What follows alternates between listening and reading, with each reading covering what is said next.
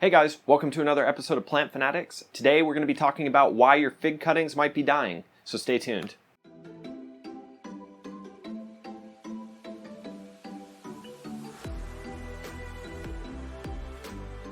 So first thing that I want to go over with you guys is sometimes your cutting is not dead, even though it might look dead. It's possible to have green growth that's new that came out dying from low humidity or maybe a lack of roots developed in the bottom. Even if there's some roots developed, it's not enough to keep that green growth going. So I have an example of that for you. Right here we have a cutting. Now most people would see something like this and the brown color on this cutting and say, oh my gosh, my cutting died, and you check the roots and you flip this thing out and you're not seeing any root growth going on, so you're like, oh man, this thing is dead. But with time, you'll see that there's little green growths coming out right here. If you scratch the bark like this, it might be hard to see on the camera, but there's nice light green growth if you scratch deep enough in the cambium layer there. This cutting is still alive. It's showing signs of new growth. A lot of times people are just not giving their cuttings enough time. They're not giving it the time that it needs to show you that it's alive. And that's something that's very important when you're doing propagation of any kind, not just fig cuttings. Things take time. It's not going to happen when you want it to happen. You can't just will it into being. Each cutting is going to have its own span of time that it's going to take in order for it to start showing signs of growth. Sometimes the green growth is not going to show at all while there's roots actually developing below. I suggest growing your cuttings in the clear plastic cups. Make sure you're putting holes in the bottom. You need drainage. But if your cutting is actually dead, let's get into reasons why that might be happening. The first reason, and probably the biggest problem with cuttings, is people overwatering them. Okay?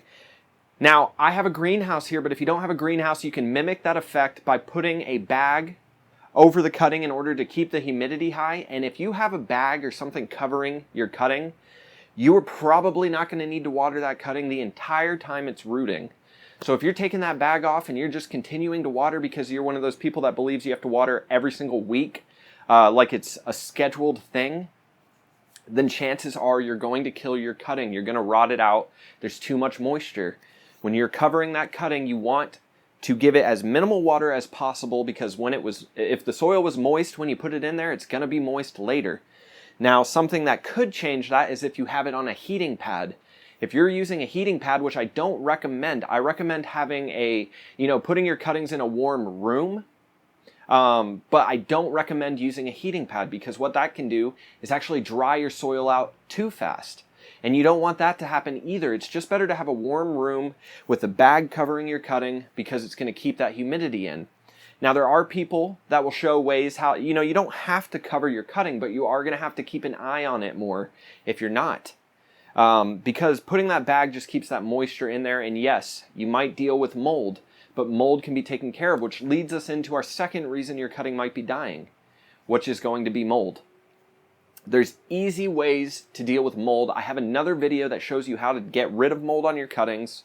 It's very easy to do, so if you're having a problem with mold, go into the description and click on the video. It's going to be very helpful, very easy, and you don't have to freak out about mold problems. Now, the third reason your cutting might die, and it's not always going to die because of this. Sometimes it might just look dead like what I just showed you, and that's going to be if you did cover your cuttings, you had a bag over it, that humidity was good, the green growth is starting to come out of the top, there's roots developing.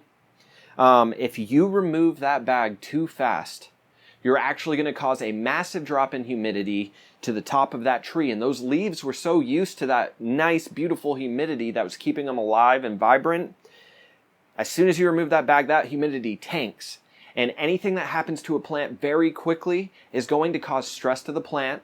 And it's going to react by defoliating, and sometimes actually having the entire branch decay and just disappear.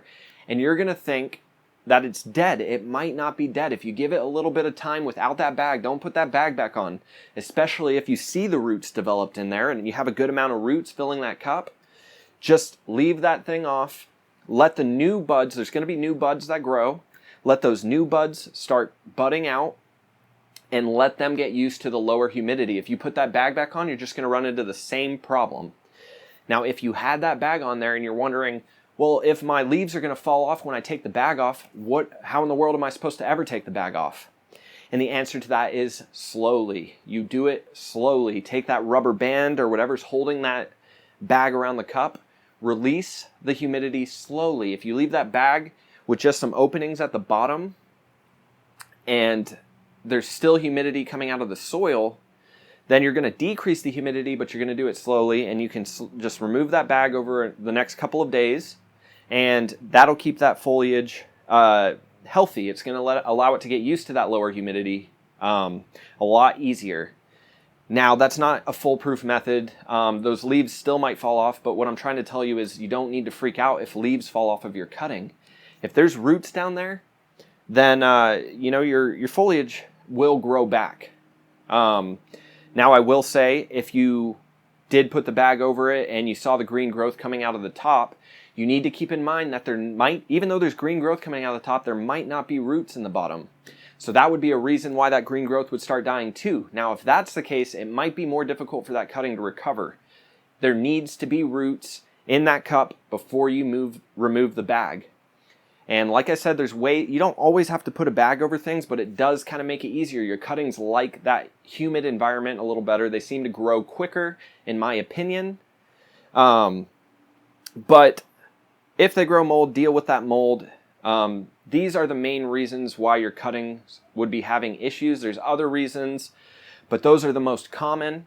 So, with all that being said, if your cutting does happen to be dead or you think it's dead, you guys get in contact with the seller at First Signs and see if they have any advice. Most of the people that are selling these cuttings, they probably have a lot of experience doing it. They've been doing it for years.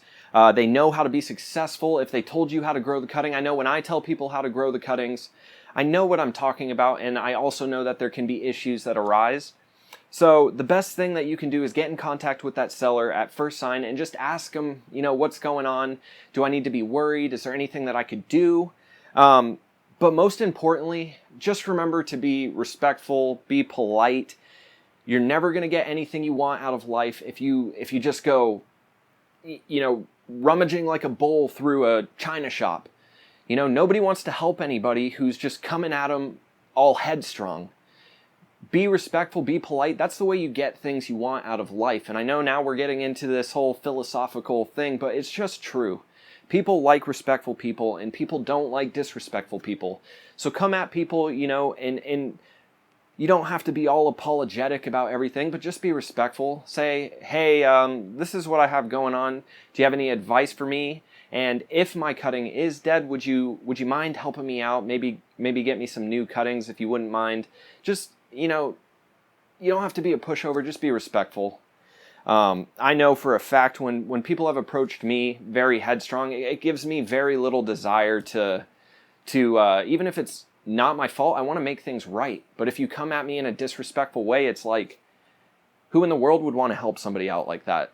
So anyway, this is just all my advice for you guys. Those are the main things you're going to find going on with your cuttings.